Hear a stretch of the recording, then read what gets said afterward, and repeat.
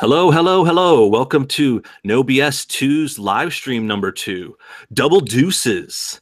How's everybody doing? Today we're talking about Gavin McInnes officially leaving Rebel Media. We're going to get to that real quick. I got two awesome YouTube guests already on the phone. James Allsup, what's up? What's going on, buddy? Nothing much, man. Good to be here. Yeah, dude. Good to hear from you. I was on your show like a few weeks back, and a lot has happened since then. We got a lot to talk about. Absolutely. Yeah, things are getting weird. Things are getting real weird. Yeah, man, you got some good stories, so we'll get to that real soon. Also here, Irate Bear, how you doing, buddy? I'm not too bad, mate. How are you? Dude, I'm great. Great Britain in the house. Got a international perspective over here. I'm not really big on most Europeans, but I do like Irate Bear. So, dude, thanks for coming on. How you been?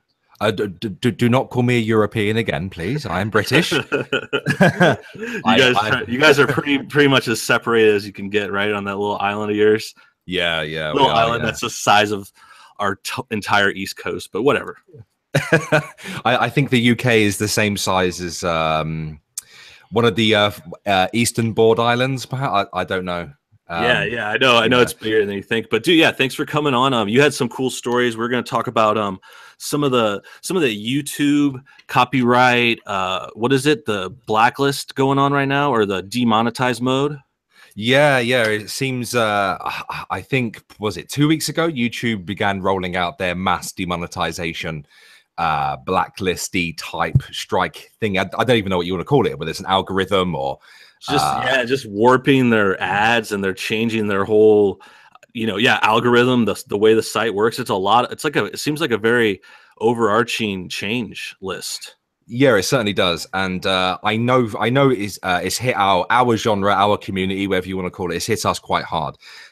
Pretty much like 95% of all of my videos, and most of my live streams, so roughly about 350 videos, were struck by this. And when they initially rolled it out, they still had the review criteria for them to actually look at your video and decide whether it was monetizable in accordance with their advertisers, was 28 days, and it had to have over 1,000 views. But within a week, they quickly changed that to they will only now review it if it has been uploaded in the last 7 days and has over 1,000 views. Okay, yeah.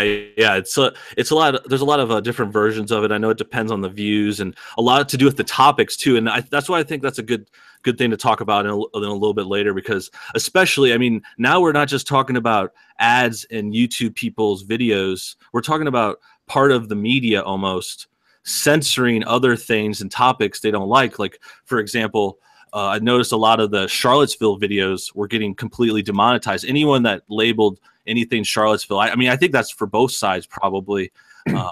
And whether you're for it or you're picking one side or the other in that conflict, it's like you were getting demonetized. So it's partly like almost like a TV station or a network, like a direct TV saying, oh, any channel that talks about this topic is basically can't make money. And I guess it still has the speech out there, but it definitely has other kinds of effects. It's definitely trying to change the message almost. Yeah, no, and it makes it so that like we can't do, or like that I specifically, I mean, because I think both you guys have your identity protected or whatever. So, and you're doing this as a hobby, like as a part-time thing.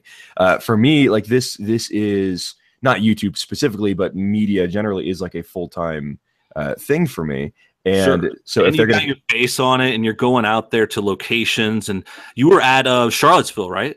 Yeah, and so when I came back and I did my Charlottesville recap video, where it was literally like me talking to the webcam and then like interspersed cuts of like footage from there, that was demonetized because apparently that was too controversial. So really what I think what YouTube's trying to do is YouTube does not want to be a platform for news, right? YouTube wants to be like Hulu. YouTube wants to be like they want to emulate this kind of like BuzzFeed. What is it, like BuzzFeed Yellow, or the ones that make the like short TV shows? Yeah, just like pop culture, entertainment, cookie cutter stuff, food videos, makeup.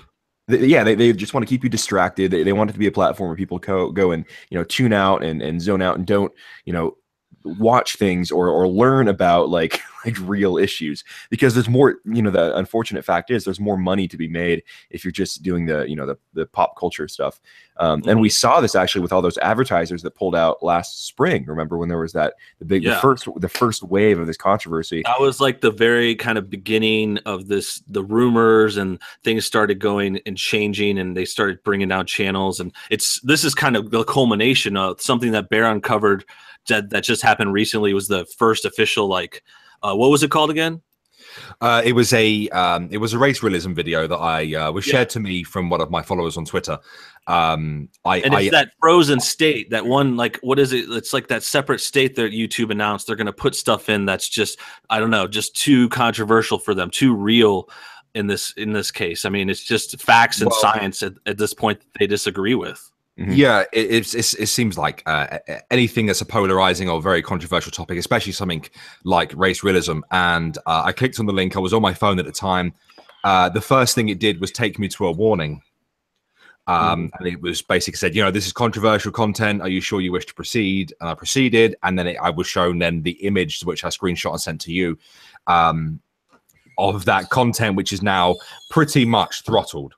Yeah, it's pretty much the most shadow banned, like, frozen state you can get into, and it's really just sad to see that, especially since YouTube started off so different, started off being for the people, by the people, kind of like America, kind of like the Constitution, and now it's just I feel like it's like another CNN. It's like CNN controls each of their shows and what the people say, and this is kind of YouTube's way of maybe cracking down on that.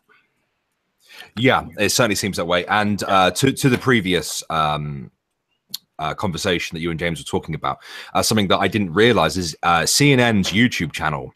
I always thought that it was demonetized, but apparently it's not, and it's still receiving ads on it. So this is one of the approved channels here on YouTube. And of course, we also have to take into consideration that they also have the Creators for Change program, which is pretty much 2 white people, and the rest are basically brown, black, Muslims, talking about social justice from their non-binary, social.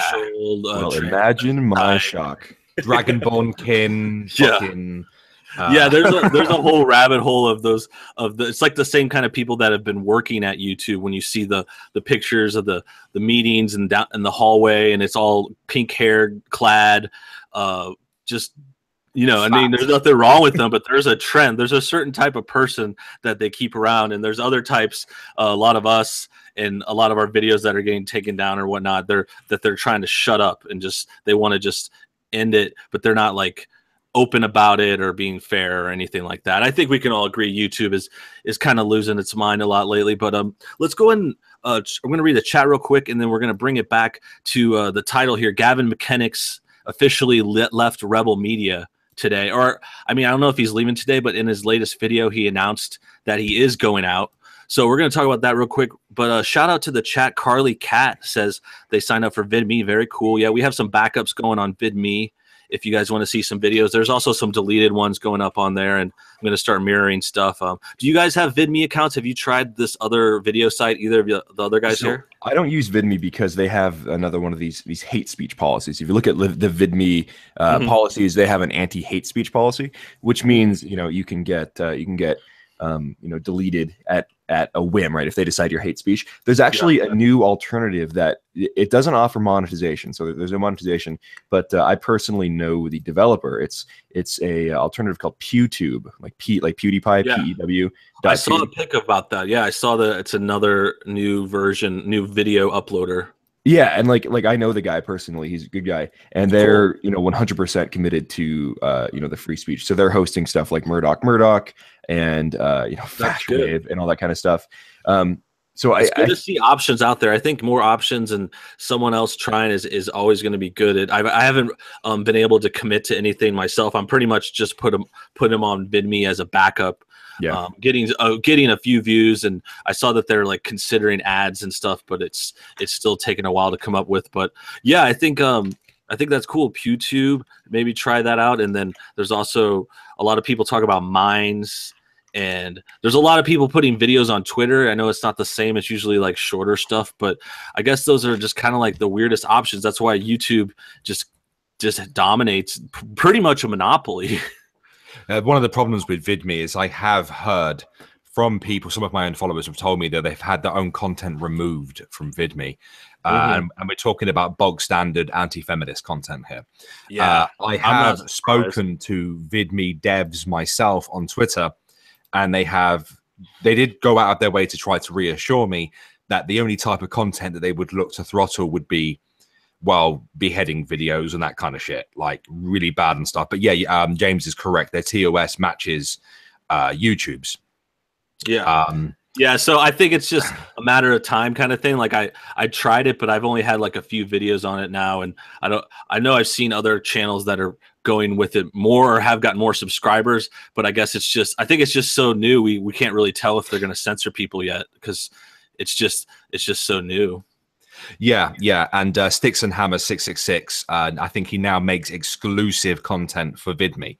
And he did make a video, and he posted it to the VidMe category, and they are rather receptive, the devs themselves. And he criticized them and basically outlined what VidMe needs to become if they want this exodus to happen, if they want this mass growth, which we are already seeing, because I think Dave Cullen has 15,000 followers. I myself have 1,200 followers. I'm sure you have more. Oh no, I just have a few hundred. I just started it, so that's why I haven't been able to really gauge it yet. But the interface and everything's good. I mean, you can upload and thumbnail, and it seems fine. I haven't had any kind of traffic on there really that's noticeable. But yeah, VidMe is a cool one. Thanks again to the chat for bringing that one up. Vanilla Bear, Carly Cat, Cacti, Tiberius, all in the house. Thanks for watching, guys. 63 people. That's awesome. On a brand new channel, and I want to thank the guests for coming on the new channel and trying me out. And we're gonna kind of do more streams here and maybe do some other cool stuff, just like an alternate to the first No Bullshit, the regular videos there. But I wanted to have something to do live streams, and I think it's nice to have a smaller channel because I just feel more like comfortable talking, like it's kind of chill vibe. Yeah, I myself used to have a streaming dumping channel. So I would stream on my main channel because most of my subscribers were over there. I would then private it, download it, and then put it onto the other channel. I had to get rid of it, though, because I was attacked by a group of pedophiles. Jeez. Yeah. How is that a thing? How is that a thing? I don't even know. Oh, mate. YouTube. There's a YouTube pedophile community. Let's not talk about it. I don't want to think about it too much. It kind of wigs me out. But we all know it's there. Let's get back to this Rebel Media, though, because I was hammering this out. We had some good thoughts on it. I was talking to James about it right before the show started. And yeah, there's a lot of news about Rebel Media lately. Gavin McInnes just came out with his video today. And at first I thought it was a joke, and he made a few jokes. But I think eventually he really is planning to leave Rebel Media. The rumors appear to be true. And he says he's starting some kind of brand new show. He kept it kind of concealed. He didn't make any real specifics, but he did say it was going to be new and maybe on the radio and the internet and everything too. So did you guys hear about that? What do you guys think about the Gavin leaving today? Yeah, so the rumor that I heard, actually, and this is something I heard when I was in Charlottesville from people who are in the industry, people who they were saying that Gavin is actually leaving to go to InfoWars, and he's going to be joining Alex Jones at InfoWars. So I don't know. I haven't confirmed that. That hasn't been publicly confirmed. Yeah, I mean, that could be it. I mean, that's why I couldn't tell. It sounded like he was making like a news show in this announcement and part of the video today, but it could very well be his new show on InfoWars. Yes. Yeah, no, I think it is, because if you look at the statement that Ezra Levant made last week, where Ezra was talking to some journalistic outlet, he was saying that Gavin was offered more money by another competitor. Okay, and so who's a competitor with Rebel? Obviously, InfoWars is right there, and so I think that's where he's going. I think that's what's going to happen. That makes sense, and that just makes InfoWars even. I mean, that's a good show. That's a good idea. I like Gavin. So that's a good move for them, man. But let's go back, because there's a lot else going on with a lot of other stuff with Rebel Media. They're just falling apart this last week. Well, so they still have Laura Loomer and her tire. I mean, they're still, I can't believe that. So that was just an old age tire that she thought got stabbed. So the tire. So I don't know if you saw this, but so Laura Loomer, award-winning, fantastic journalist, I'm sure, was on Twitter, and she claimed that her tires got slashed by Antifa, but someone actually went and they like magnified the image and looked at the tire, and they could find the manufacturing date was in like 2011. So she was driving around on like 6-year-old tires, which is like 3 times older than they're supposed to be. And she claimed that like, oh, Antifa slashed my tire. I don't know what happened. Yeah, it was totally. That is just totally a perfect fake. example of someone who needs a filter. I mean, maybe it was fake though. I guess I was just thinking she was dumb and just kind of like, oh my god, I got stabbed. But she was probably hyping it up. For she probably hit a curb like with a dry rotted tire and it blew up, and then she tried to become a victim out of it. But so yeah, Rebel is left with her and like Jay Feza, who's this like they're based Somali or whatever. Who like that black dude, right? Yeah. I know, dude. It's just who. No one is left there. Like Faith was fired, all that other stuff. Lauren left a long time ago, but it's like everyone that only reasons I watched that channel was like some of those hosts, and they're all gone. Yeah, they still have Tommy Robinson. Yeah, that's what I hear. Actually, I'm not as familiar with him for whatever reason. I haven't seen his videos as much, but yeah, I guess that's the one comment I hear is they still have Robinson. That's good, but for them, I guess. But yeah, everyone else. I mean, I swear the reason I want to bring this back up too, because I know we did videos about Rebel Media. I did a video about Rebel Media last week. James, you did one as well, right? Yeah, we all covered like kind of the parts where Ezra made his announcement and he fired a bunch of people. And then I remember the one main comment I got was, "Oh, they still have Gavin. They still have Gavin. Like Gavin's not leaving. There's no way." It's like, and then the other ones were, "Oh, if Gavin leaves, I'm out. If Gavin leaves, I'm out." Yeah, yeah. So it's like they pretty much just ruined the only faith they had left in that channel. I guess that was already planned, though. It seems like this was all set up, so he's probably just like finishing a contract or something. And so, yeah, that's probably what it was. And you know, we did our videos before like the funniest news broke. So, if you recall earlier this week, the Daily Stormer, which I don't know if you guys ever read Daily Stormer. Every day, I have it archived.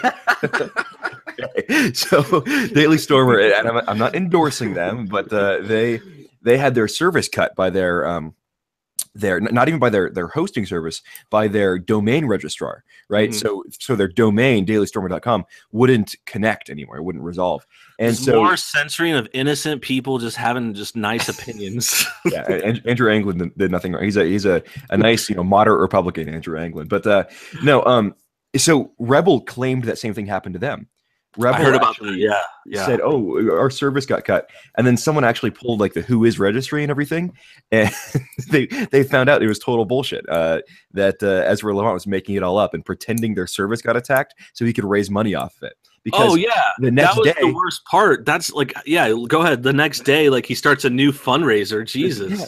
After he gets his ass blasted for like a week straight about like just being like for his shekel grabbing, he launches standwiththerebel.com where he's like, "Hey guys, I'm Ezra Levant and I need you to give me all your money." It's like, dude, worst possible timing. Okay, like seriously, that is just shameless. That is so. I watched that video. It was a 45-minute video, wasn't it? The Ezra. I can't even fucking say the guy's name. Ezra Levant show.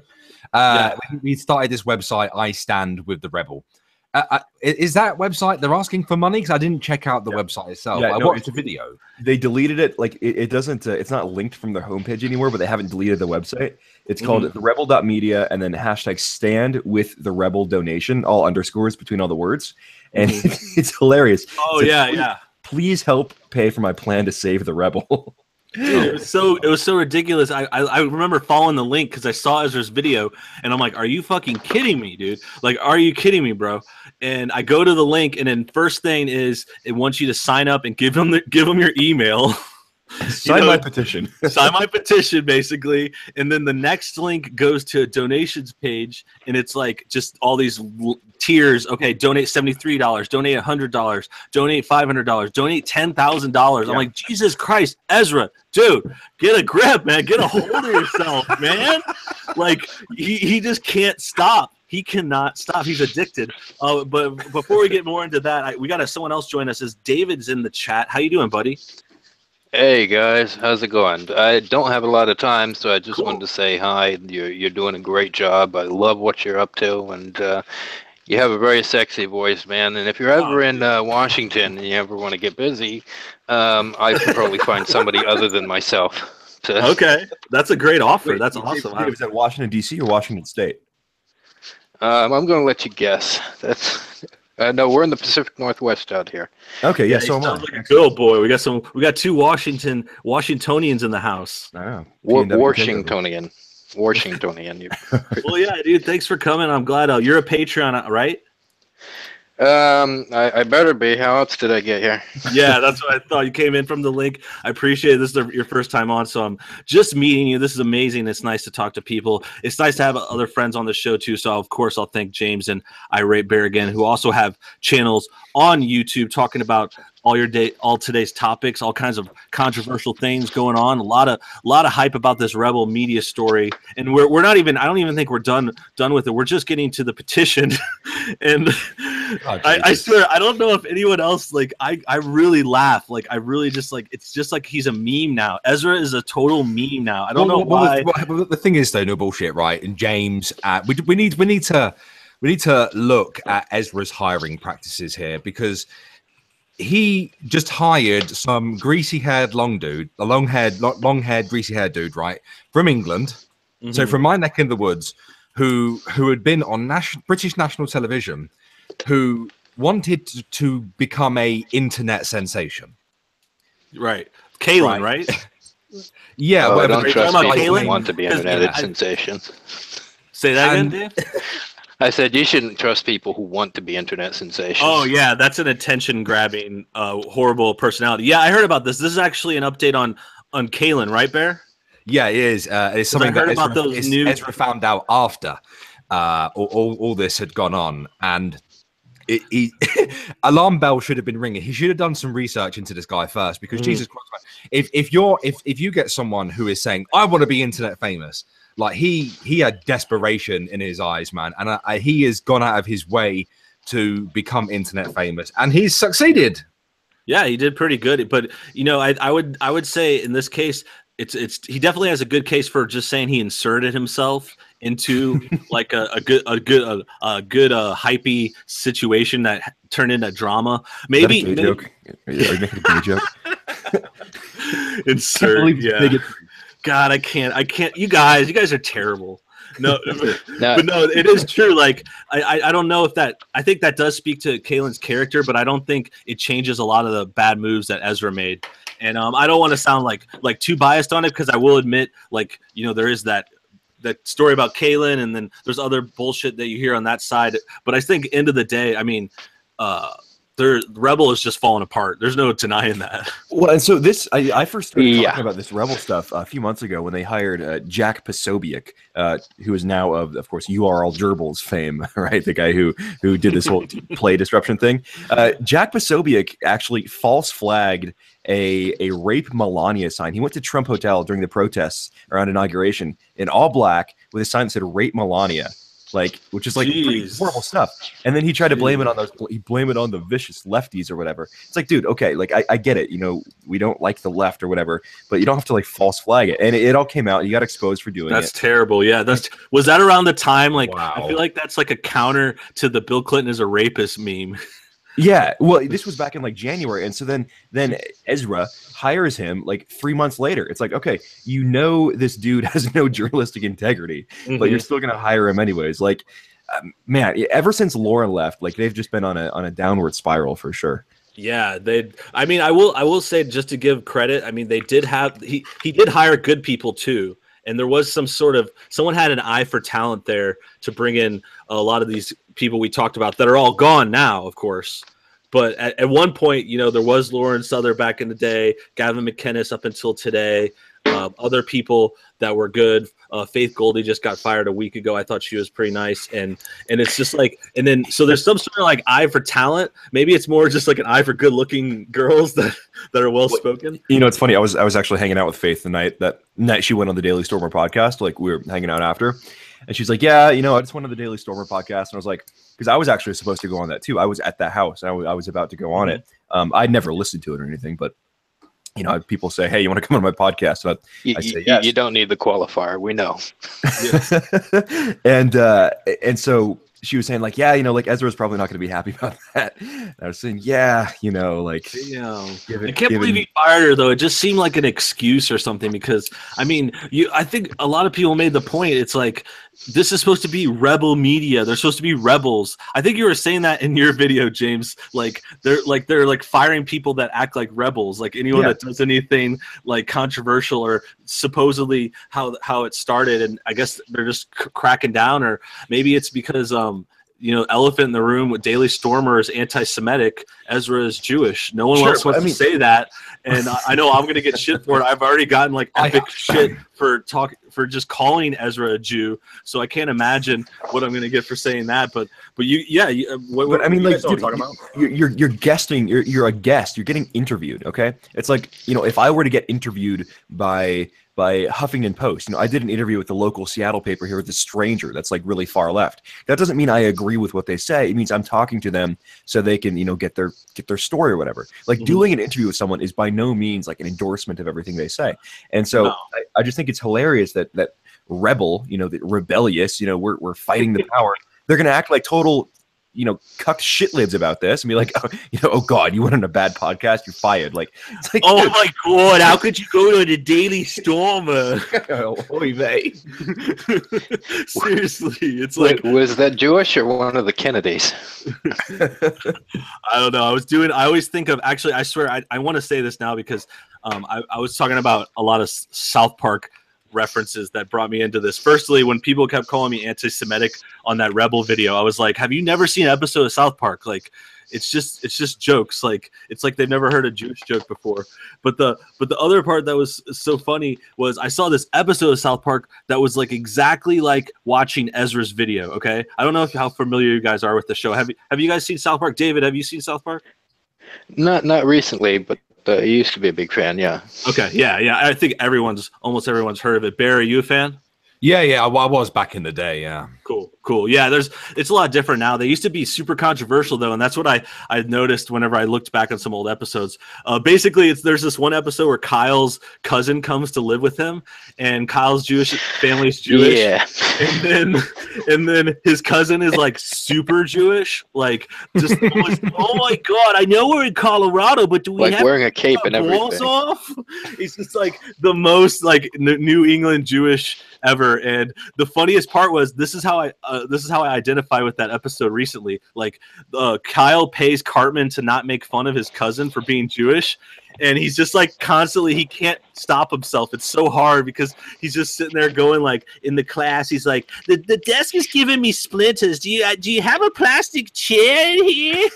and Cartman is just like trying his best not to say anything. And the reason I bring that up is that's how I felt when I watched Ezra's video.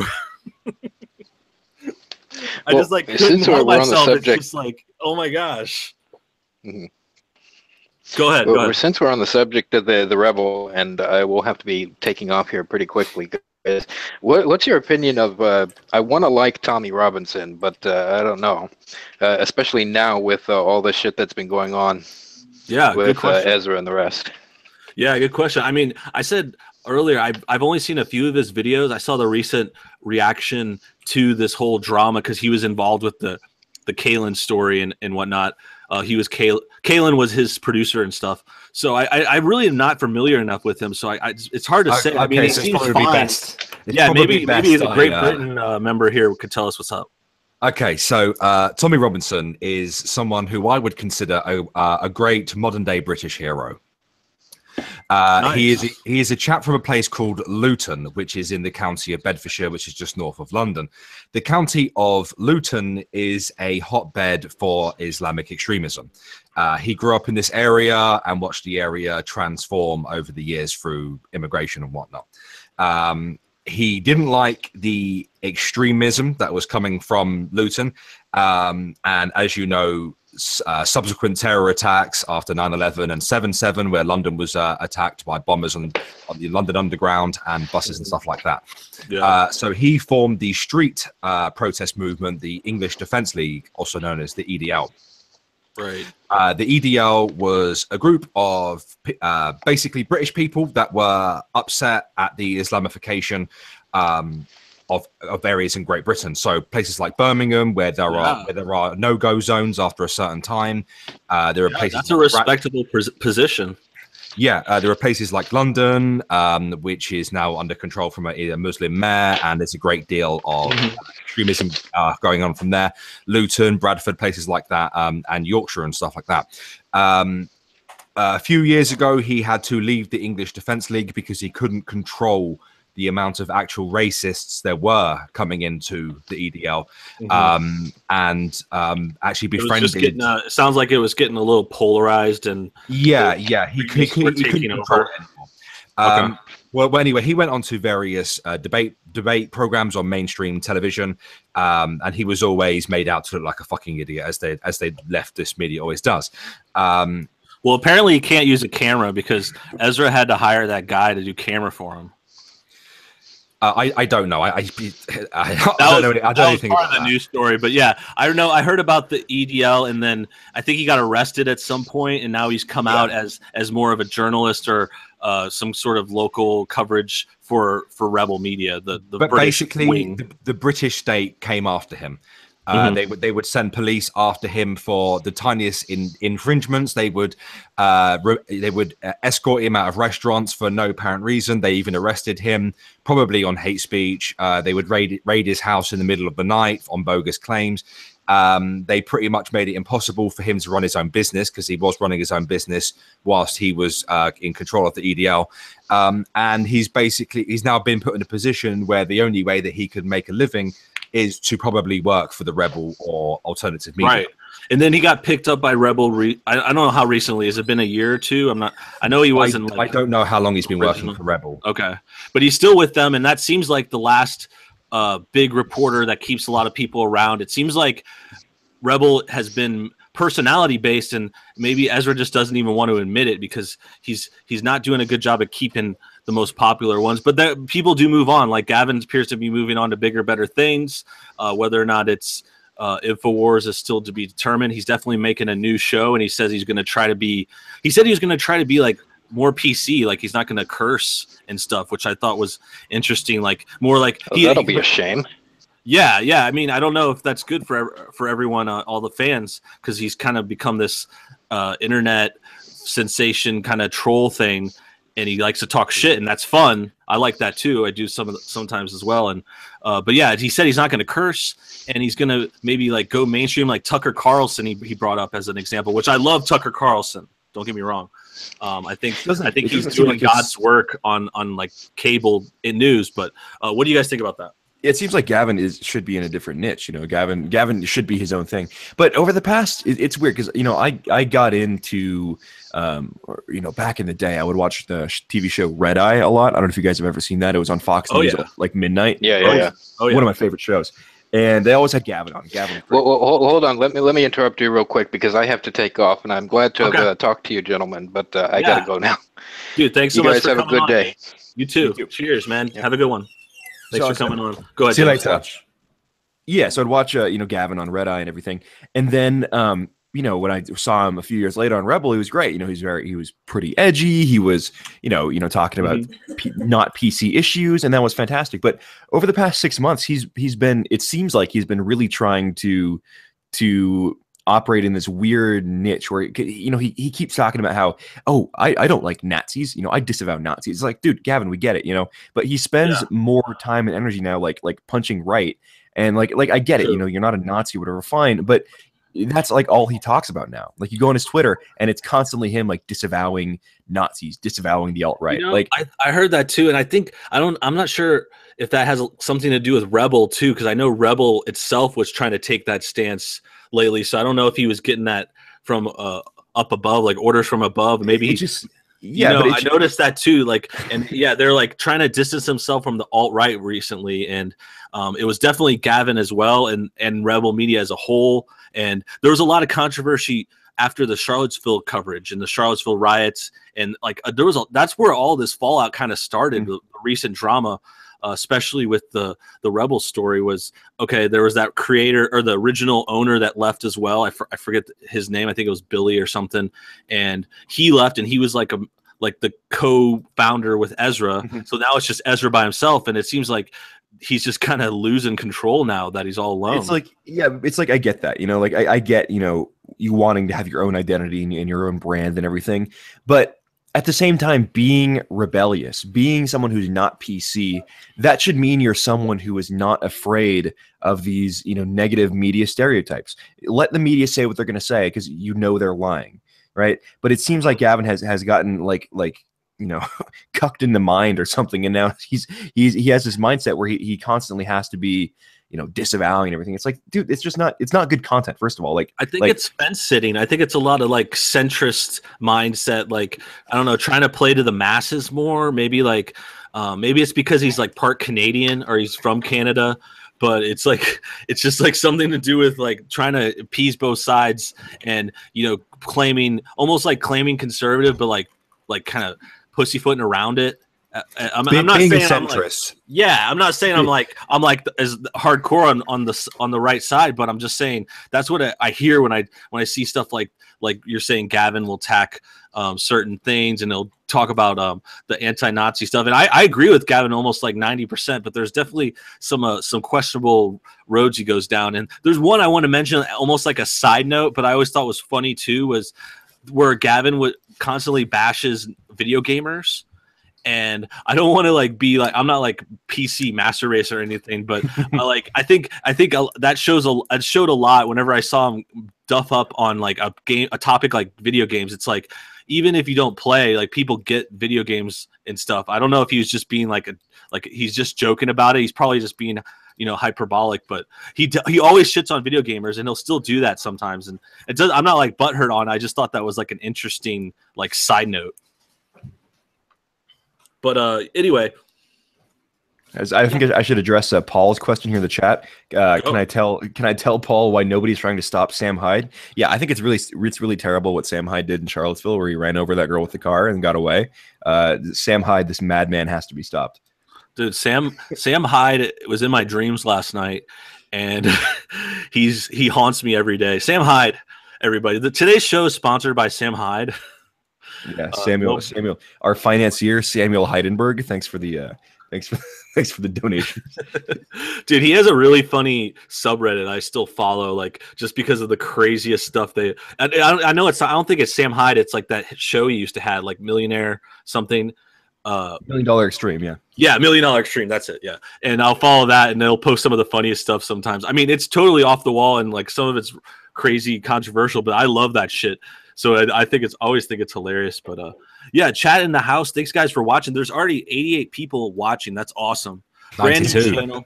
Yeah, 92, 88. I mean, I'm loving it. I'm glad you guys are enjoying the new channel. Make sure you hit that like button to show a little love, get the word out there on the new spot, the new No Bullshit 2. We got James Allsup in the house, also a YouTuber. Thanks for coming on, dude. Tell the guys about your channel real quick. You cover news and you're like out and about, all that stuff. Like what's going on? Yeah, so basically I do YouTube primarily now. I'm getting more into like YouTube and podcasting too. I'm actually launching a new podcast this week with a friend of mine, Nick Fuentes. You may have seen him on Twitter and around. Nice. But yeah, so I do, you know, news commentary. I used to do a lot of the anti-social justice warrior stuff. I still do from time to time, but it just, to be honest, like it feels like a lot of that is like ultimately kind of unfulfilling, because it's like, okay, you know, everyone knows this crazy hair feminist is a dumbass. Like, great. It's dying on the other end too. I mean, they're just like, their message is not getting put out as more, so people move on to other topics. I've been doing the same. Like I've covered some of them, but it's not as irrelevant anymore as like we were talking about other stuff. Like we were talking about Rebel and other. There's still like Black Lives Matter. A lot of people were talking about Charlottesville last week. You were in Charlottesville, which is awesome, and you got some very insightful videos about it if people want to check that out. And then we're gonna get to some of your other stories this week, because I know you had some run-ins with you were on InfoWars. Right? Not Did they yet. air that, or was that just, I saw a clip from some otherbody's page, but like that was, you're on InfoWars, you're talking to Millennial Millie, which we'll get to real quick. That's what we'll talk about next. But real quick, Irate Bear, how you doing, man? You have a YouTube channel too. You make commentary videos and all that cool stuff, right? Yeah, I am. I don't know. I would describe myself as the Down syndrome sex pest of the community, to be quite honest. You definitely got the voice for radio, man. You got that British voice down. It sounds like whenever you're telling a long story, I feel like you're like telling a tale from like medieval England, and there's going to be some kind of like dragon in it, or we're going to like cast a spell. And I don't mean that to be racist. I mean that as complimentary as possible. I'm not a snowflake, so I wouldn't take that to offense anyway. And English people, that's not a race, so you can't be racist to English people. Okay, you're right. But I primarily focus on comedy. My shtick is comedy. Cool. I take a big fat blue haired feminist, or I take a seething, frothing at the mouth BLM member, and I fight outrage with outrage. I learn from the best. Milo Yiannopoulos is one of my heroes, and I just make them look like the biggest cunts on the internet. I love it. Yeah, I watched your channel for a while now. I'm watching James too as well. So you guys are awesome. Make sure everyone watching, check those guys out. Good videos all around. Thanks to chat, and thanks for 79 people watching. We'll probably go for another half hour or so for the show. We just got rolling. We got a couple cool more topics to talk about. Let's get back to Millennial Millie because I always found her obviously attractive, somewhat informative and funny on the InfoWars channel. She had a lot of cool like in the field interviews and stuff, and I've watched a few of those videos. I can't really stand her personal in the studio coverage. If she talks too much, it honestly gets a little annoying. But in the field, she's done some cool work. And I thought it was really funny. This video I saw with you, James Allsup, and you talked to her, and she has like a helmet on, which I just want to preface that. I want you guys to picture this blonde chick with like a war helmet on her. I feel like it was like a roller derby helmet or something. Like she was going to go rollerblading afterwards. But whatever that was, you ran into her. James, tell us a little about what happened. So have you seen the video that's on YouTube or the one that's on Twitter? So I saw a YouTube one. It was like a mirror of something, and you guys were walking on the side of the street, I think. Yeah. So we were leaving one of the parks in Charlottesville. We were going back towards downtown. I didn't realize that the full version was on YouTube. Oh God, this is the one where I called like Mike Cernovich a weirdo. Like yes, dude, it was legend, dude. That was legendary, bro. I was like, oh my God, I know this guy. He's fucking killing it. It was so, dude, I loved it, man. Tell us about what happened. How'd you run into her? She was just following you guys? Yeah, so basically she was just following the group that we were with. We were trying to get to safety essentially, because this was during Charlottesville when there was a state of emergency. And we didn't really want to be out on the street in groups because state of emergency, they can arrest pretty much whoever they want. It's essentially martial law. And so we were trying to get back to downtown to get to the hotel, and we just I heard some girl talking behind us, and I turned around, and there it was. It was Millie from InfoWars. I've actually met her before, and so she was there, and I decided to seize the opportunity, and man, you grabbed her right by the pussy. Well, and so she was getting red pilled by Nick Fuentes, who Nick is a great, very smart guy, and then I jump in and join the conversation as well. But essentially, our case was that all of these people who are like InfoWars who talk about like, oh, we don't want these communists or whatever. It's like, okay, fine, but you need to also look at demographics, because the unfortunate truth is that people who come in from other countries, specifically Latin American countries, tend to vote overwhelmingly for the left. And so regardless what you think about that, it's fine. But if you're going to be InfoWars and you're going to say we're fighting these people, then you need to look at where that's coming from. Yeah, I think a lot of it's I liked what you said, because it's like identifying what's really going on. Like these people that are saying and claiming they're pro-immigration, and it's because of the kindness of their hearts. Maybe part of that's true. Maybe some people that's true. But let's be real. A lot of it's because Democrats want more votes. Yeah, well, no, exactly. It's back in the 50s and 60s, the left realized, the literal communist left. There were many communists who had infiltrated the Democratic Party. They realized they had lost the argument and they'd lost the debate, and that America was moving towards a more a free society and staying a free society. So they realized the only way for them to win is to put their finger on the scale essentially, and to let in millions of migrants from countries where you know, there's no history or tradition of limited government or freedom or anything, and give them the right to vote, and then they would, you know, vote overwhelmingly for their policies. Yeah, it's just a basic fact. I mean, you were talking about votes. We're talking about things we can identify. Like, these people are coming in to vote Democrat, and that's advantageous for any politician or anyone on that side to promote it, and to just say, oh, and to say anything like we're saying now. To the other point is, you're going to be called a racist. That's their defense, is you're racist, you're an asshole, you're a horrible person for considering your immigration laws, for you know, reconsidering how you want to let people in to your country. It's just a ridiculous defense, and it's been pretty bulletproof so far. It just seems like everyone buys that, but I just feel like that needs to be expressed. Our side and the truth needs to be expressed more. Yeah, well, I think people just can't be afraid of facts, right? And I think a lot of the reason that people are looking into this stuff is because these social justice warriors and these leftists have just been like, they've been operating on such a feelings only basis that now people are, you know, they're starting to look into these issues that these leftists are talking about, and they're looking into the factual side of things and realizing, hey, you know, there's a lot of interesting stuff here that can kind of explain why things are going the way they are today.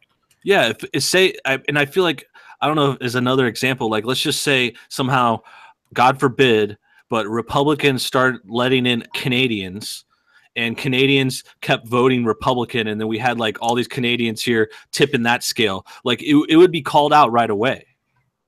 Yeah. But the other side is bringing in whatever Mexicans, and the other sides, wherever the other immigrants are coming from, and they're acting like, you know, no, nothing to see here, nothing to see here. We're just bringing in a bunch of people from somewhere else to vote for us. We're doing this because we're charitable. Yeah, no, it's an act of love, right? It's charity, and you're a racist if you don't want it. It's like, well, I'm not racist. I don't, you know, I'm not racist. I just don't want people to come in and vote my fucking free speech and Second Amendment away. Like, seriously, it's just so extreme. And there was other points you made when you talked on Infowars with Millie. It was, I think, the other part where you were going off on Cernovich pretty hard. Yeah, right? I was. And I don't know if you guys saw Mike Cernovich's tweets, but he put out some very interesting tweets about Antifa, where he said that Antifa, Mike Cernovich, the Gorilla Mind Man, said that Antifa arouses strange unconscious desires in him. Oh, geez, like, is that good or bad? I can't tell. I don't know. I think that you'd have to, you know, the last time Mike got his strange unconscious desires aroused was probably in Thailand with the lady boys he was writing about back in 2014. So I don't know. Oh my god, yeah, dude, you were just throwing them out there, and I know there was like part of it. You guys were walking, and it just seemed like real. What was Millennial Millie's response? Like, I couldn't really see her on camera. Like, how was she taking it in person? A blank stare. Yeah. Shell shot. She was hearing you? Was she like fighting back on you on points? No, she was essentially like, well, kind of. I don't know if they edited it, or they. I know you said just part of it was shown on a Twitter or something. So like, what was it like unedited kind of? Yeah, so you can watch the full video, and she'll say stuff like, well, you know, like we were talking about communists and how like communists are like an existential threat to the U.S. She's like, well, don't you think that like everyone should have like equal rights? And we're like yes, obviously everyone should have equal rights, but there are, you know, some differences. Like if you're advocating for a communist overthrow of the system, like, okay, that's treason, right? You know, if you're saying we need a violent overthrow of the U.S. government, that's a treasonous act, and that's what a lot of these Antifa guys are saying. And so she didn't really get that. But yeah, you know, Millie's a nice girl. I'm sure she's nice. I've met her a few times. She's always been nice in person and everything. I just think up against Nick Fuentes, the biggest respecter of women and #1 thought patroller, I don't think any woman really stands a chance. Yeah. Do you think she needed the helmet? Was it getting that dangerous there? Was the helmet for looks? Well, yeah, there's certainly a practical application because, man, we were there, and I don't know if you know Baked Alaska, but yeah, sure. I was actually right next to him when he got attacked by Antifa. They actually sprayed acid in his eyes. That's terrible. I heard about that. He had to go to the hospital and everything. Yeah, so there's like possibility for permanent eye damage. People were throwing bottles with like concrete in them at us. People were throwing all kinds of stuff, bottles of piss like with holes poked in them, like flying piss sprinklers. They were ready. They have like schemes they do online. Like I heard about the one where I think this might have been for a later protest, but maybe they did there too. There was like telling people to put batteries in bags to make like low key weapons. Mm-hmm. Or yeah, like batteries in a sock or something. Yeah, no, absolutely. Yeah, no, yeah, these people, that one. Here's the thing: these people fight dirty, and so you'll see like normie Republicans or these like idiots on social media be like, well, the right people, the people on the right came with like shields, like they were looking for a fight. It's like, no, dumbass, they brought shields to defend themselves against the attacks from these violent fucking communists out here. And you look at all the video and you literally cannot find video of anybody on the right wing like instigating violence. Like sorry, but it just didn't happen. Not that I've seen. I still never saw it either. And I want to get back to the self-defense part too, because I think that's a really funny part of the story. But real quick, shout out to Sinatra in the house. How you doing, buddy? Hey man, what's going on? Just jamming, just talking about a little bit about Charlotte, a little bit about InfoWars and Rebel Media. How you been, bro? I'm living the American dream, my dude. Awesome. You sound low key. You sound like you just woke up. I literally did. I got you. Me and Sinatra both tell each other when we finished our naps. Where's my DM, motherfucker? You're supposed to tell me when you finish. I did. Rise and shine. Rise and shine. We got 100 people watching. Hell yeah. 65 likes. I want to get back to the self-defense at Charlottesville. And then also it's come up in other places. Like I just did another video yesterday, and it was mentioning stuff because it was this list, and maybe we could talk about this funny list too. I don't know if you guys have seen it, but there was this lady following Charlottesville she's like a Black Lives Matter Louisville chick, and she made like 10 demands. Yeah, me and Sinatra both made videos on it. Yeah, you mentioned. You messaged me about that. James, did you see that list? Did you hear about that one? I have not seen that. Okay, it's pretty crazy. Yeah, we'll tell you because it's funny.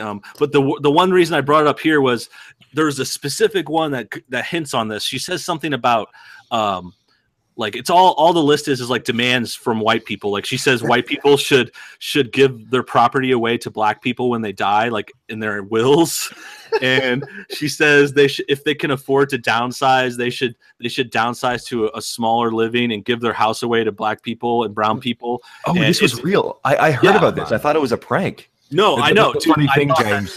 Dude, I thought that too. The best thing about the list, right, is if you read it, it gets more ghetto fabulous as you go down the list. Yeah, you can tell they start getting angrier and angrier. It gets good. Right. She gets all Kentucky on us, like y'all know who you talking about, damn. Child. So number one is like, white people, if you don't have any descendants, you will your property to a black or brown family, preferably one that lives in generational poverty. Okay, like that's pretty well said. But let's skip ahead to like number 8. Yeah.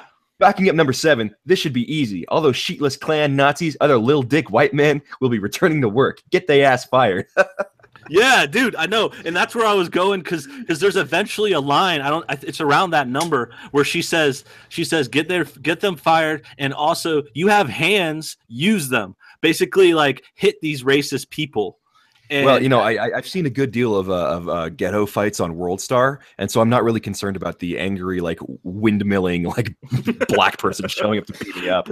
Well, that's what the problem is, dude. Because these are the kind of people. This is the mindset of Black Lives Matter and Antifa that came up to Charlottesville, and they're like, "All right, we got hands, we best use them, y'all."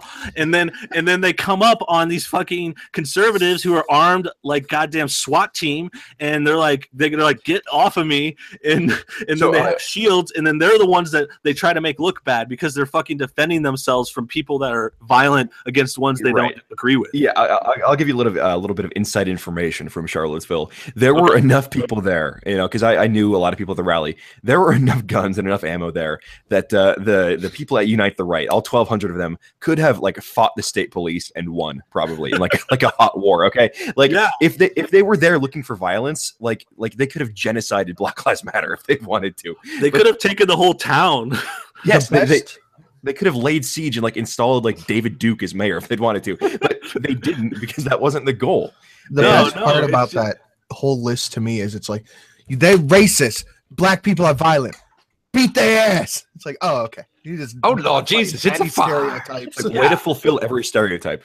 Yeah, and that line right there is exactly why Charlottesville happened, or all these other riots or whatever happened, is because there's that line. She says, hit people you disagree with. And then those people you disagree with, unfortunately, in this case, are conservatives who are smarter and have fucking guns and are prepared and they're like fucking trained.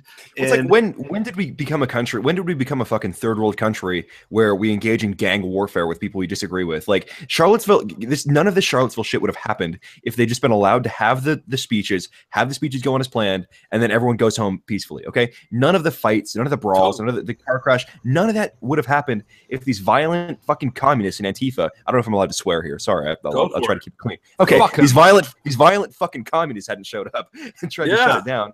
And fucking Black Lives Matter. I mean, look, like everything could have gone on peacefully if it weren't for these people who came looking for a fight.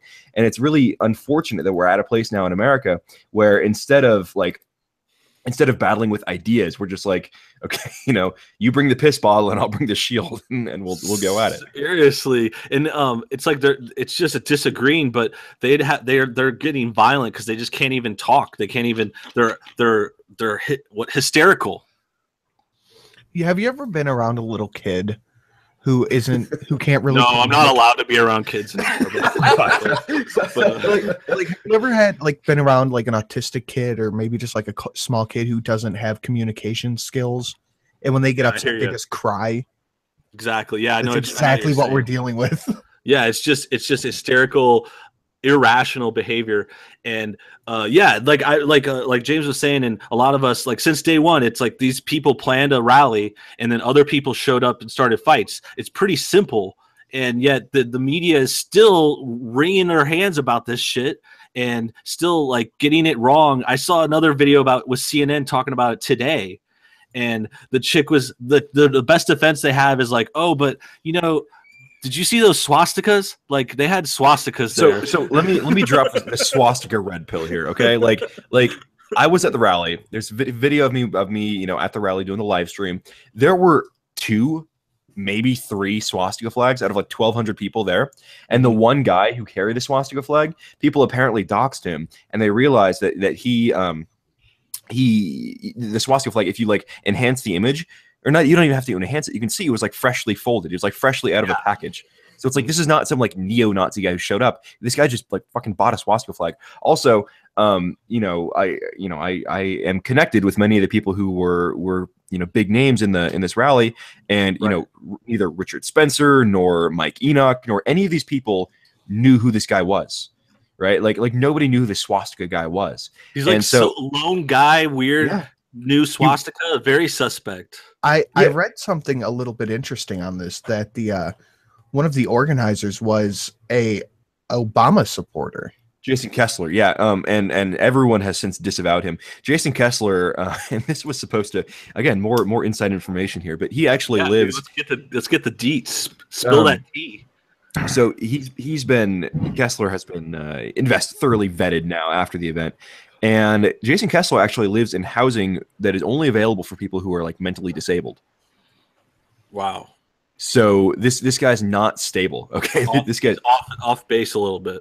Yeah, he's kind of off the reservation. So nobody, and I've talked to multiple people about this. Nobody's going to be working with Kessler anymore. The guy, there's screenshots of him like trying to trap like Proud. He's trying to bait Proud Boys into a fight with Antifa. It's like a physical fist fight. It's like, dude, no, we don't. Yeah, that's what I don't think people realize. There are plenty of plants and plenty of fake Nazis that show up and try to do shit like that, just trying to make the group look bad, make them all look bad. And I say that's very, very probable and been proven sometimes. And then I would. Yeah, go ahead. Oh, sorry. Just one thing. What's confusing for me is like why a lot of these like people who are like center right or Republican are like, oh my God, there's so many Nazis there. When it's like, okay, if you look at any Trump rally that happened this year, there were at least like 2 people who showed up with like, swastika armbands or like, KKK hoods to false flag to protest, right? That happened this whole like election cycle. But now it's like you're just going to forget about all that and say, oh yeah, everybody who showed up to protest a statue is a Nazi. Yeah, and there's no perspective on that either. I mean, the next thing I would say is, even if those are real Nazis, okay, first of all, there's no real Nazis. Okay, I think we all can agree Nazis have been gone since we won World War II in 1945. Right. But whatever they call Nazis, even if these people were whatever socialists, neo-Nazis, whatever their imagination thing they call them that for, those are only like 1 or 2 people at these events. Like they try to make it seem like everyone's a Nazi now. Like even Charlottesville, like I looked through pictures for a long time, like trying to find all the people that were like in KKK or in Nazi gear or whatever with the flag, and it's like always just like 1 or 2 guys. Like, do you not have enough like perspective? Like it's just very disingenuous when people try to they just like want to believe they're all Nazis almost. Yeah, they're like Walmart brand Nazis. Yeah. I mean, it's not a Nazi in any sense. I mean, if anything, Nazis were socialists, so I feel like Antifa is closer to Nazis, and this is a whole other topic. I mean, now that we're going to go down this, if we want to go down this road, I would say communists are worse than Nazis. Okay, well, I think absolutely fight communists longer. Well, yeah, and communists are killed more death toll. Go ahead, James. Yeah, no, so I have to push back on the assertion that the communists are more like Antifa because fascism is an inherently right-wing philosophy. Fascism relies on order, hierarchy, structure. Okay, communism is a classless society. But they're both authoritarian, right? They both have authoritarian elements. But no, Antifa is absolutely closer to communists because they want this sort of anarcho-communist state. But you look at the death toll for each of these two philosophies, and communism killed 100 million plus when you account for communist China and the Soviet Union and all of Europe, and the Nazis killed 12 million, like at the complete upper echelon, assuming all of the statistics about the Holocaust and everything are 100% factual. Like 12 million is like the upper level there. So it's like, okay, no one is calling on the left to disavow communism or to disavow the hammer and sickles or disavow any of that. But somehow every right winger in America is responsible for some random dude who shows up with a swastika flag. It's absolutely insane. Were you guys aware that there is an alt furry community? Alt furry? Oh God. Yeah. Oh really? So they're what's that about? Well, they're furries with alt-right beliefs. Okay, so they're conservative furries. They're conservative, kinky sex havers. I don't want it. Sounds gross. But, isn't it funny how all Republicans laid blame for that idiot at Charlotte standing in between 2 cars and she got killed? Mm-hmm. But somehow no Bernie Sanders fanboys laid blame for that dude who went on a shooting spree? Oh, yeah, there was no association. The association was just stopped right there when their side did something or that side did something, and then now it's like everyone at that rally, including James right here, that they're responsible for that manslaughter somehow. Yeah. It's all relative to how you vote. Yeah, well, it's relative to who controls the media too. I mean, like CNN, and I'm not okay. I shouldn't say who controls the media. That's a whole other topic, right? But the media. God, but no, the media, like they certainly have their own interests, and they certainly advocate overwhelmingly for one side of the aisle. And so, when the Steve Scalise shooting happens a few months ago, they say, "Oh well, it's one lone wolf guy. There's no affiliation. Like he's an individual. He's an individual responsible for his own actions. Never mind the fact this dude was like subscribed to every like leftist newsletter, all this kind of stuff. Like fine. I don't blame like all those leftists for what that one individual did. I think that individual made that choice. But at the same time, this one dude, gets his car hit with a baseball bat and panics and hits the gas and then runs over some, fat lady who was like blocking traffic. He didn't run her over. He just smushed her because she was in between the 2 other cars. Like, I don't know. I'm assuming chimping out on one of the cars. And let's get real too. Yeah, there's some blame on her side. I mean, it's hard to say that when someone dies. It's terrible. You guys know that. But it's like, yeah, if she wasn't standing there, if she wasn't at the rally or even like protesting or starting fights or whatever, like it was an easily avoidable situation. She could even come out and protest, but she was doing this thing that all these shit libs do where they come out and they block traffic and they think, oh, we're fighting white supremacy by like blocking some car. It's like, 2 of the cars they were blocking were like driven by black people too. It was stupid. But no, absolutely. She could have prevented her own death had she not been out there, apparently. And this, I haven't gotten this confirmed, but apparently she was actually like on the hood of like one of the cars. Like judging by her position, it looked as if she was, if not climbing onto, or was already on the hood of the car.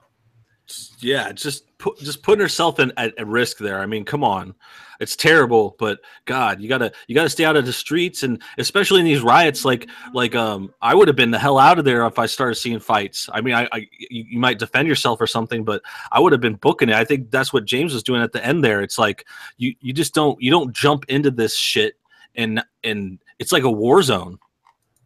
Yeah. Well, we thankfully got to avoid any fights, but we had to we were getting blocked when we were entering the park. We were blocked by this like rainbow coalition of cat ladies and BLM and these other people, and we had like two dudes who were like 250 pounds with us, and they're like, yeah, you know what, fuck this, and they just like ran through and bowled these people over, and we got through. That was the only fight that should have filmed that took place. Should have filmed that. I would have mirrored that. No, fucking when you get Antifa and the leftist, alt leftist, whatever you want to fucking call them, and they're protesting Trump on the highway, and they get plowed down.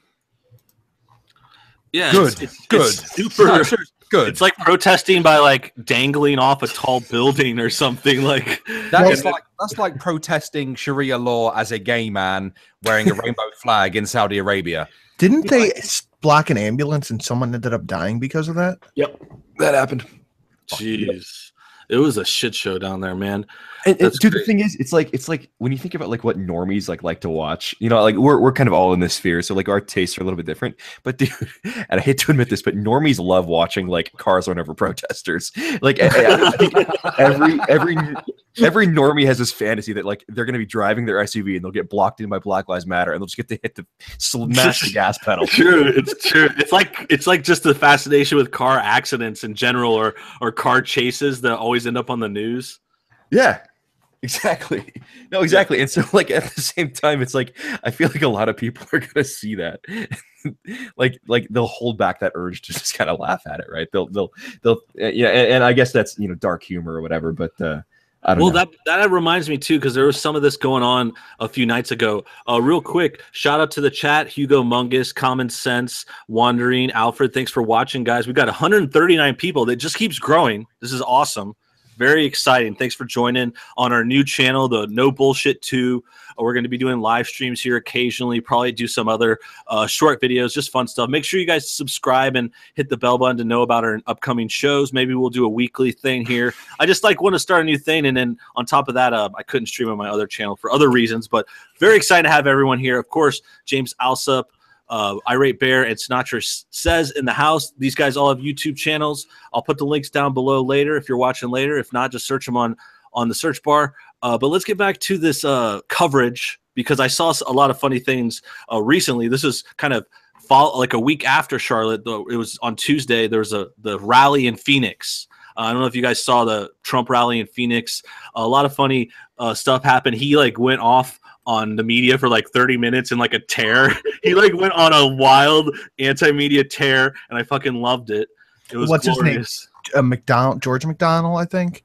And Don Lemon just lost their minds. Yes, that's the best part too. So the speech was good, and it was a fine rally, but there was a lot of good reactions. The first thing I'll bring up was noticing there was Antifa and people protesting outside. So right after the speech, they cut to these people in the streets, and there's in masked and Antifa shit, and the cops are throwing tear gas on them. And it reminded me, because like James was saying, this is something people like to see on the news for whatever reason. It's just fascination with violence and car chases and shit.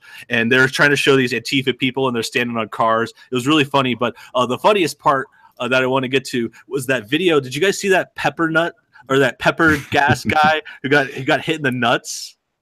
Yeah, and he actually just got charged with aggravated assault for kicking the canister back into the cups. He got hit in the nuts, and he got charged for it.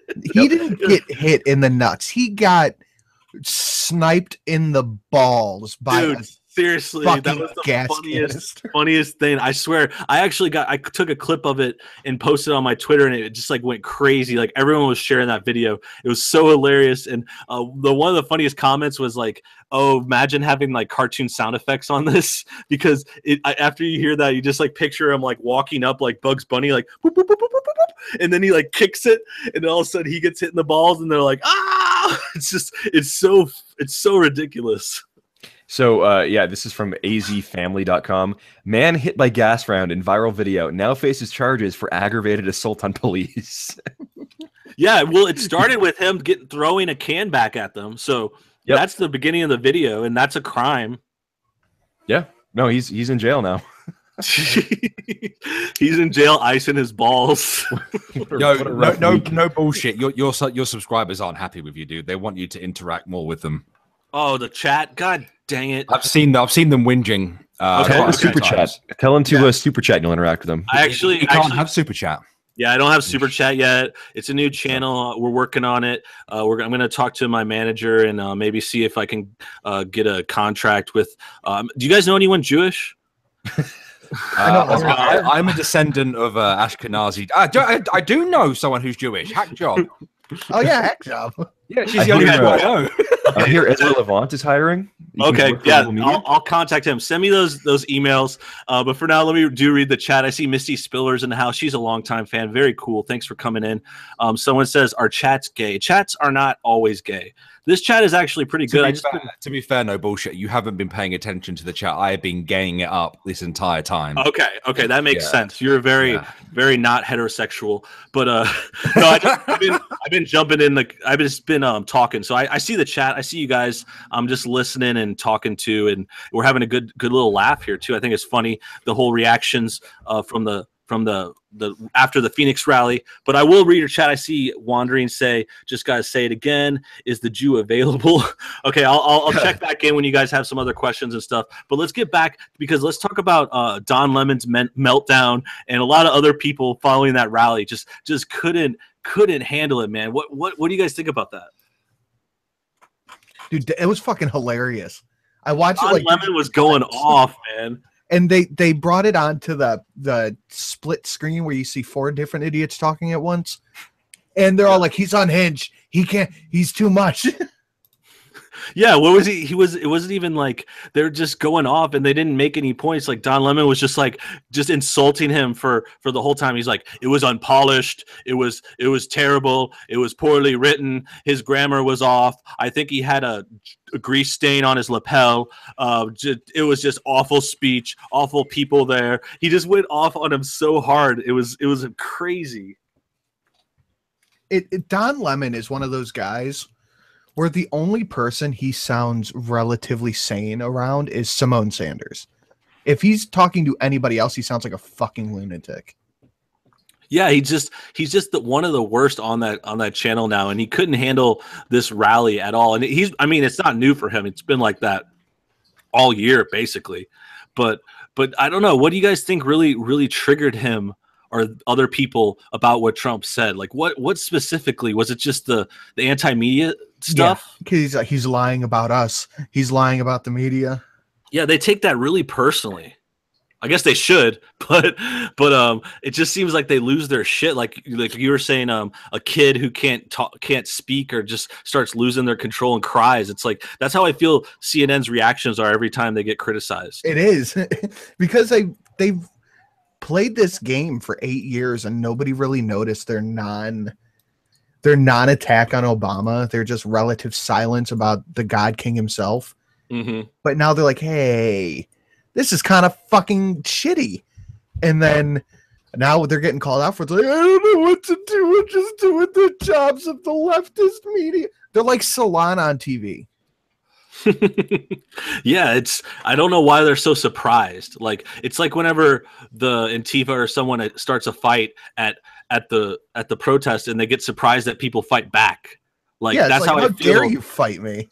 Yeah, how dare you fight back? Like Trump has been getting just shit on ever since he announced he was running for the thing, and then they get surprised when he talks shit and he's like not cool with them after he gets elected. Isn't it a little strange how nobody accused Trump of being a racist or a white nationalist until he ran as a Republican? Mm-hmm. Isn't it funny also how all these accusations that came out like the week before the election of like, oh, Trump raped me in like 1973, like nothing happened with all those. Like, and then 30 women who came out to accuse him or whatever, they turned out they were all just fucking lying. Yeah, someone in Trump's camp was like, well, we're going to sue you for libel. And they all just disappeared. Yeah, that was such a weird push. Like, I don't know how anyone would buy that coming out a week before election. Jesus. Well, I think it's because that Hillary stuff happened. And then they're like, well, we got to do something. So they paid all these people. And I know, like, if I would have said this 6 years ago, it would have sounded a lot very tinfoil hattish. But now it's like, yeah, I could see that. Just some Hillary Clinton fangirls who were like, Trump touched my naughty bits. Yeah, a lot's changed since then, like in the last year. The women were all just like these like gross old like cat ladies, and they were like clearly doing it because like they had no husbands or anything. like oh, fuck it, I work in HR and I'm 55. Like might as well try my luck at this. I got nothing else going on. I'm gonna die alone and be eaten by my cats. The least we could say is they don't look like women that billionaires sleep with. Exactly. if you had $1,000 right now, just your last $1,000 in the world, would you bet that Hillary Clinton had someone killed? Yeah. Unless I get killed when I try to collect the winnings. Yeah. Dude, I feel like when I talk about the Clintons too much, they're going to start coming after me. Like there's just somebody listening online. Like the book is out. We got to no bad press. Oh yeah, dude. I swear to God, I'm not even kidding. I chat with my one of my buddies on Facebook sometimes. And when we start talking about the Clintons too much, I'm like, dude, we got to be careful. We got to watch out. Like we got to stop talking about Bill Clinton being a rapist. Like this shit's going to get us flagged. It's a private chat, but it's like, I'm still worried. By the way, on that note, did you guys see that the Clinton Foundation started fundraising again? Yeah. I think they're getting back up for another presidential run. I think she's going to run again. Hillary? Yeah, but it's up to the left now to go, okay, we don't let Clinton run.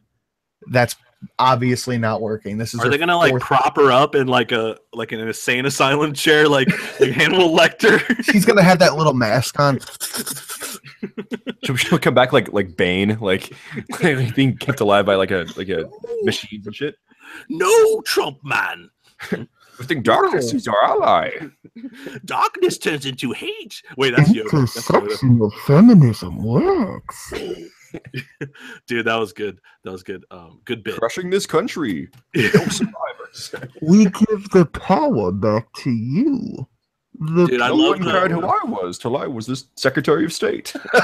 No one cared who I was till I put on the mask. You've only begun to know the darkness. I was born in it. You just go straight Yoda. I can't do the difference. What's the difference between Bane and Yoda? The way he talks, because Yoda spikes. Yeah, you're right. I'm gonna have to bail on that accent.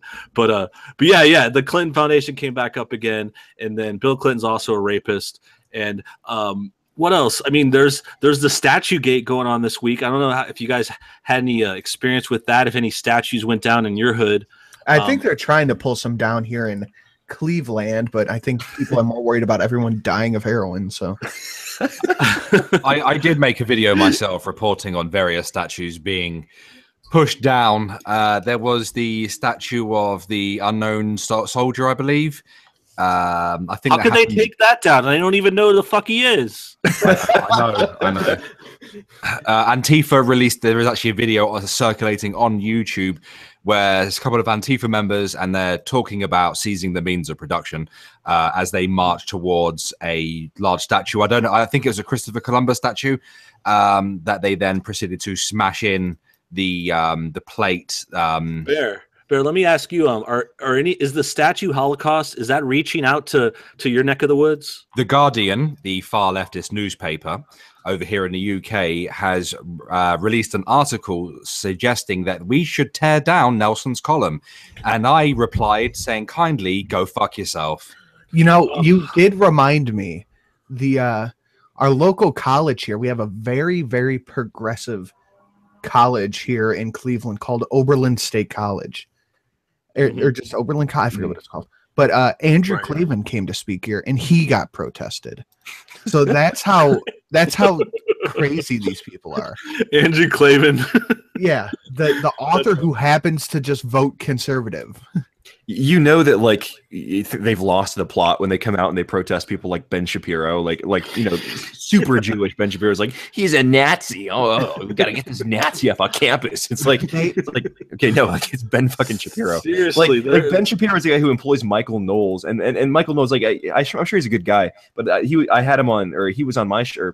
Fuck, I was on his show, and he like spent the whole 40-minute segment like trying to bait me into like saying like racist stuff, or like trying to like paint me as like some kind of white supremacist. And I was like, okay, dude, like I thought I was just coming on to like be a panelist on your show, but no, these people are not far right at all. But at this college, they did away with Columbus Day, and they replaced it with Indigenous Peoples Day. That's fun. That's fun. That reminds me of that.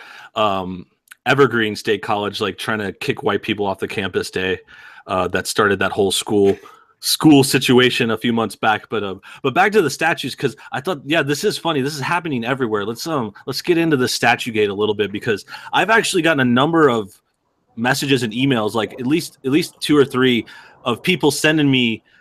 Like one girl sent an email from her college where they're talking about like taking down all these statues on the campus, and she's like, "Yeah, these statues have been there like for the whole time I've been at college. It was fine 2 or 3 years ago, but all of a sudden now I think it might be in Texas or somewhere in the South or something. But they're taking down like all the Robert E. Lee statues on campus. Like this is everywhere. Like statues are getting racist."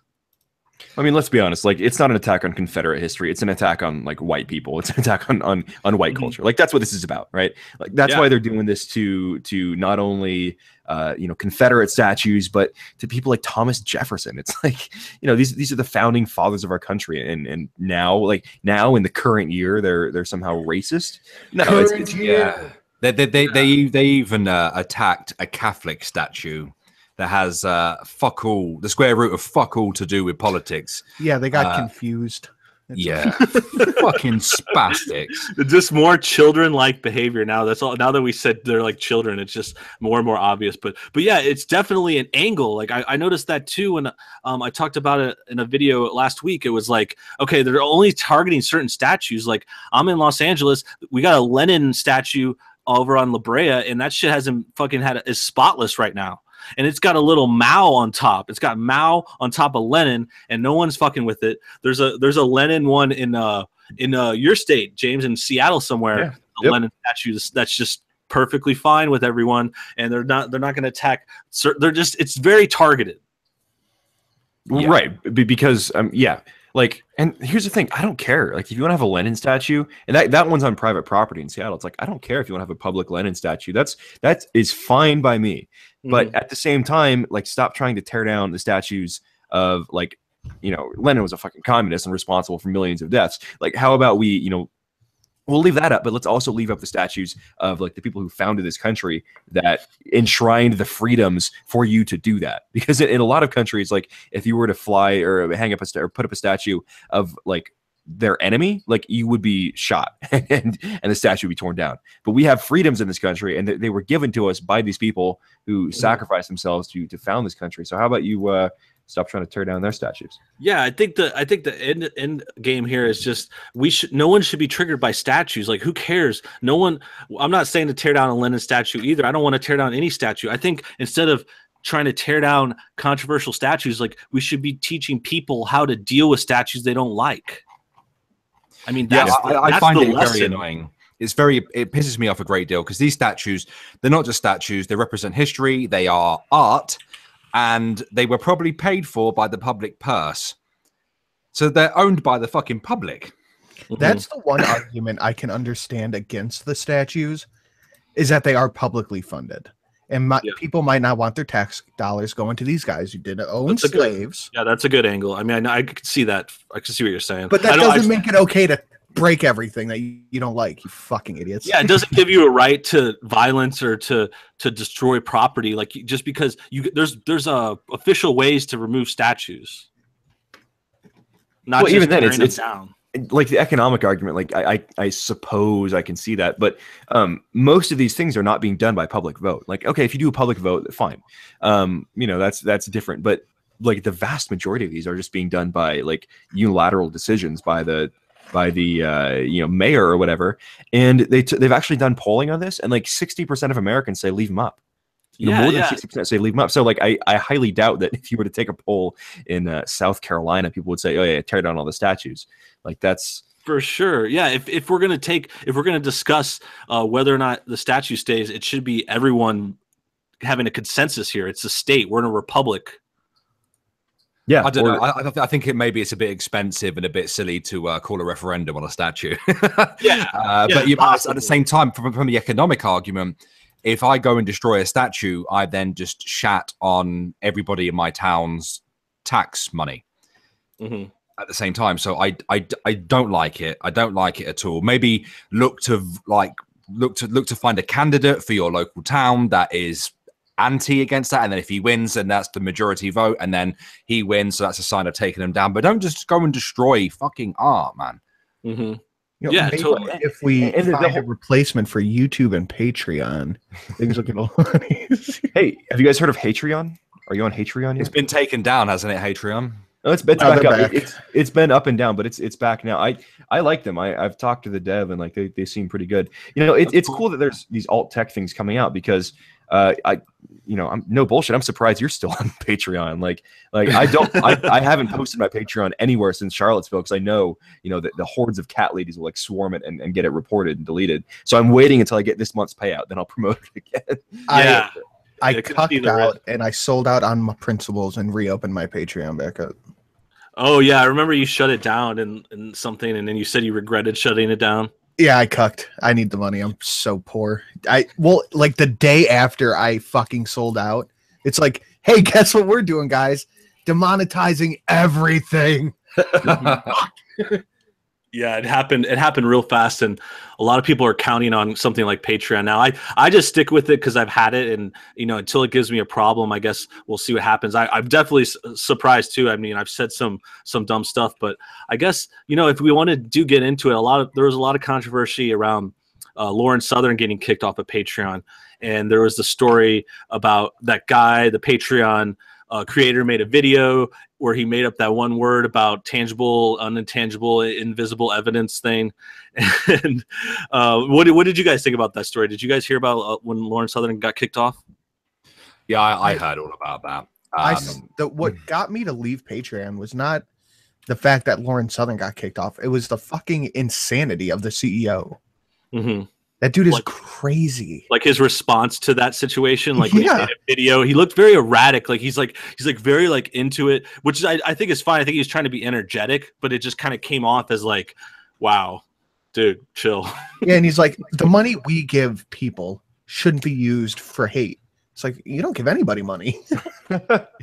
Yeah, it's individuals give them money. Stupid fucking communist.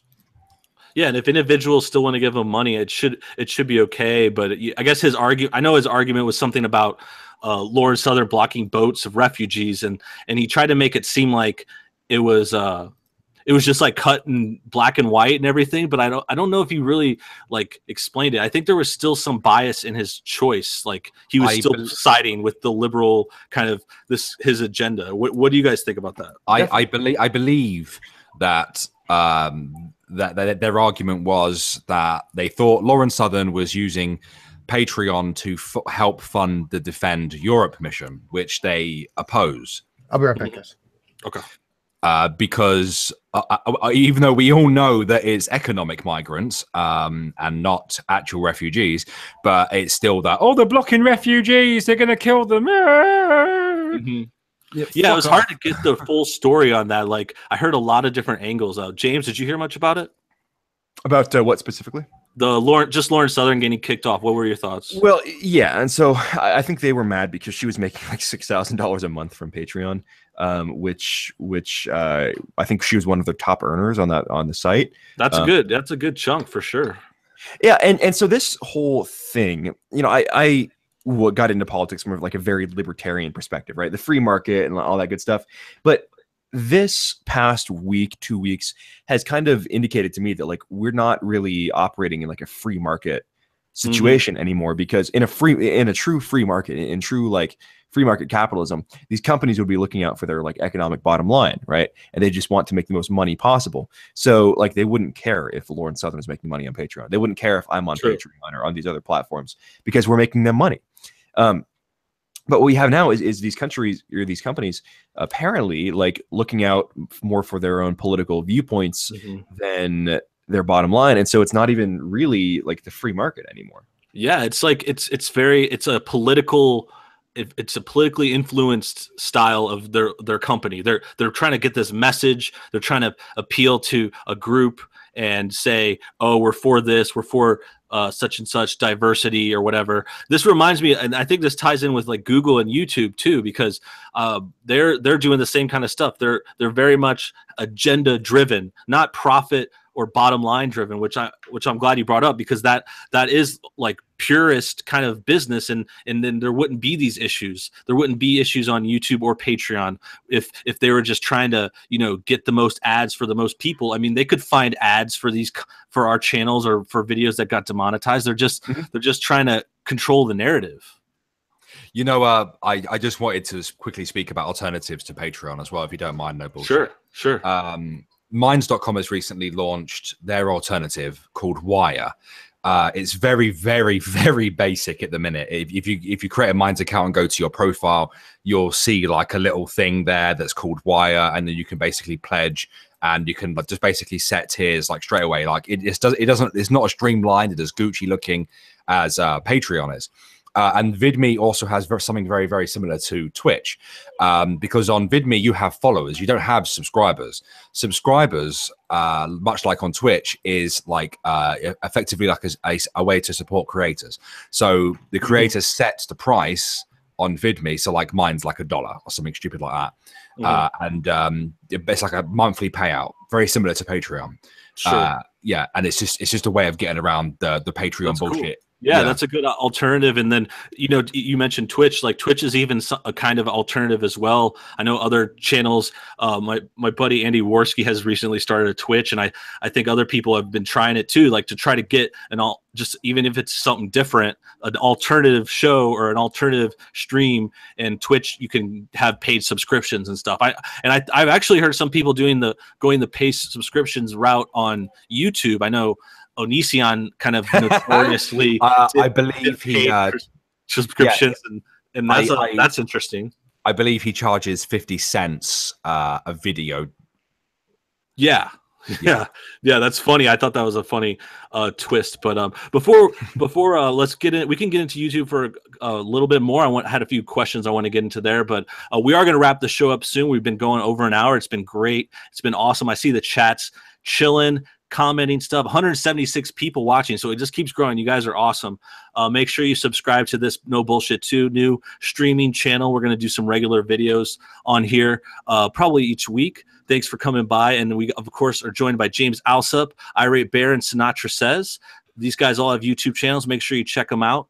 And before we go, let's finish up on a little more YouTube talk about the drama and the controlling, because I thought it was interesting, because I thought of like YouTube and Google. It's like the problem is they have this monopoly, right?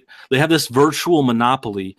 And I think that's another part of their issue, at least on YouTube side, because it's like without competition, they have free reign to do what they want, and they can keep pushing their agendas and stuff. And it's like, it goes back to that part of the idea that they're not running it like for the money, for profit, most profit possible, because they don't have to worry about competition. I just think that's terrible. I don't know if we should try to petition to do something. No petitions. No, we're not going to do petitions. I don't like sign my petition. But you guys know what I mean. Stand with nobullshit.com. Yeah, I'm going to start a petition, and I got a donation page. But yeah, I don't know. What I was getting at was not really a petition, but there's just the idea of like, can we split YouTube up as a monopoly? Can we break the monopoly into like two companies or something? I don't know. Here's the thing, no bullshit. Obviously, there are growing alternatives, and it is up to us as creators to drive this shit. Let's face it, yeah, Google, YouTube, they have the monopoly, and it's going to have to be up to content creators like us to push our fan base, our subscriber base onto other websites.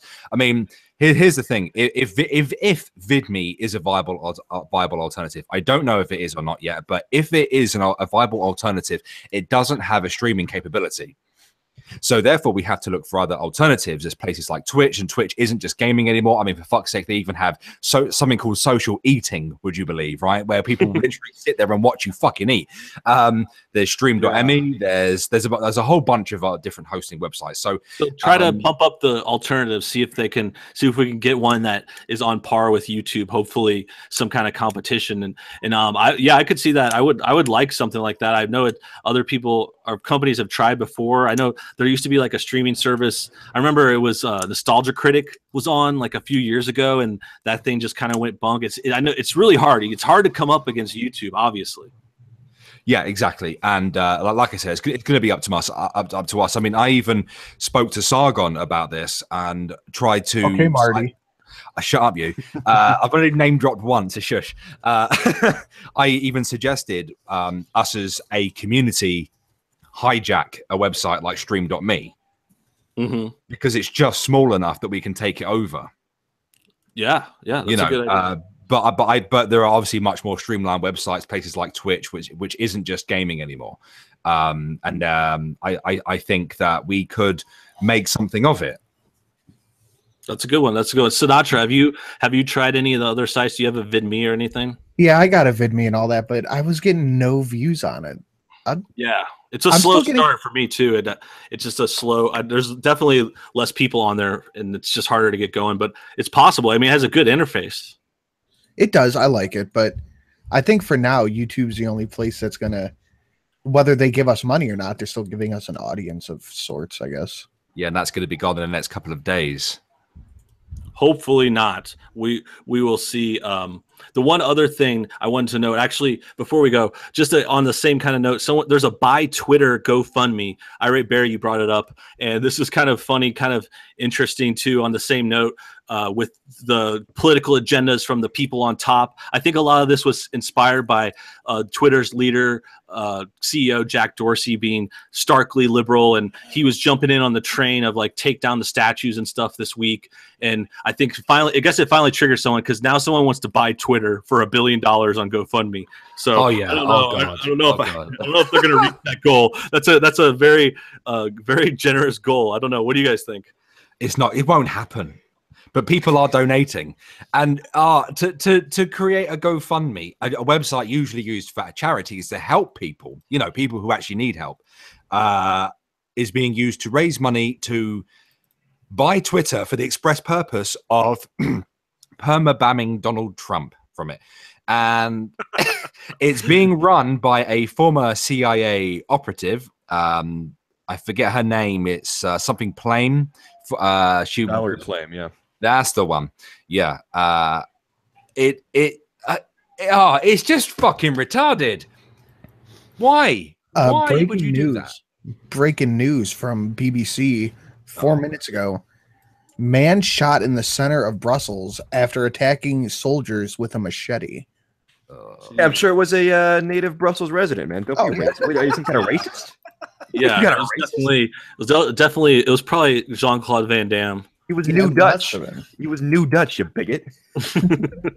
Guys, that's terrible, though. That's terrible. We're talking about alternatives and stuff like that, and I even mentioned PewTube because James mentioned it earlier on Twitter, and so someone brought up a good point. I wonder what the CPM on Pornhub is. Maybe we should go to Pornhub. What if we went to Pornhub, and just did our voiceovers over dick sucking? Gangbang videos. We're just watching someone get cum shots, and then I'm just here talking about Google's CEO. I'm taking the piss from Steve Shives. This lady's getting railed by 6 black dudes. I'll be honest.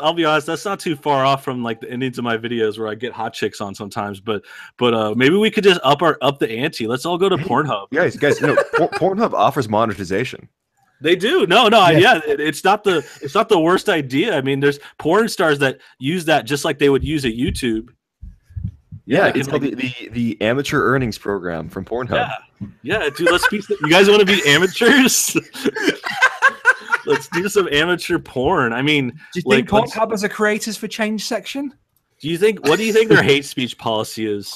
I mean, I don't know. They're probably not very strict because they have those Border Patrol porn videos where it's like, oh yeah, I mean, they have tons of black dudes on there, and like they're very diverse.